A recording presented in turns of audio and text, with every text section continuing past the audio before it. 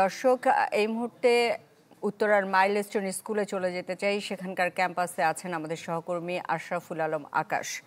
আকাশ, এই মুহূর্তে সেখানে কি দেখছেন আমাদের জানাবেন।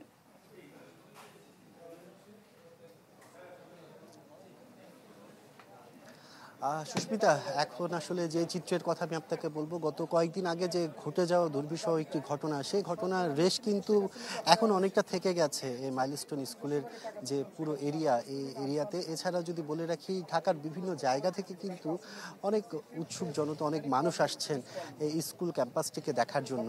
আপনি আমার পেছনে যে চিত্রটি দেখছেন, এখানে আসলে যারা আছেন তারা কিন্তু সবাই বিভিন্ন জায়গা থেকে আসা মানুষ। আমরা অনেকের সাথে কথা বলেছি, তারা মূলত যেটি বলছেন, আসলে এখানে যে ধরনের একটি ঘটনা ঘটেছে, বিমান দুর্ঘটনা, সেই ঘটনায় সারা বাংলাদেশ কাঁদতে বাধ্য হয়েছে, এমন একটি মর্মান্তিক দুর্ঘটনায়।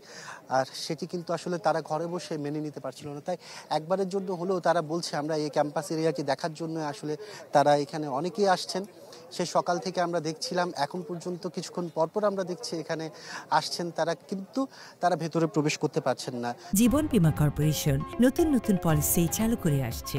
জীবন বীমা কর্পোরেশন। স্কুল কর্তৃপক্ষ এখন ভেতরে সর্বসাধারণের প্রবেশে নিষেধাজ্ঞা দিয়েছেন। সেই হিসাবে বলা যায়, গণমাধ্যম কর্মী যারা আছেন তারাও কিন্তু বাইরে অপেক্ষা করছেন।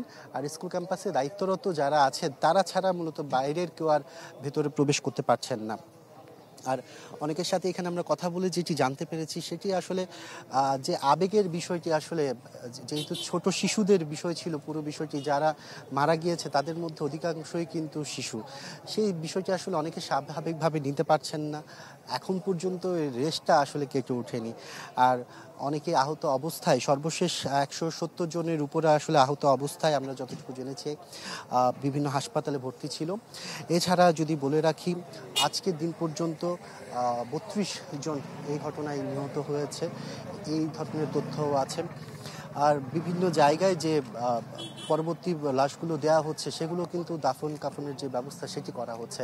আমরা উত্তরা দিয়াবাড়ি সহ আশপাশে যে তুরাগ এলাকা, মূলত এখানকার যারা স্থানীয়রা আছেন, যাদের বাচ্চারা এখানে পড়াশোনা করত, তাদের বেশ কিছু পরিবারের সাথেও আমরা কথা বলেছিলাম।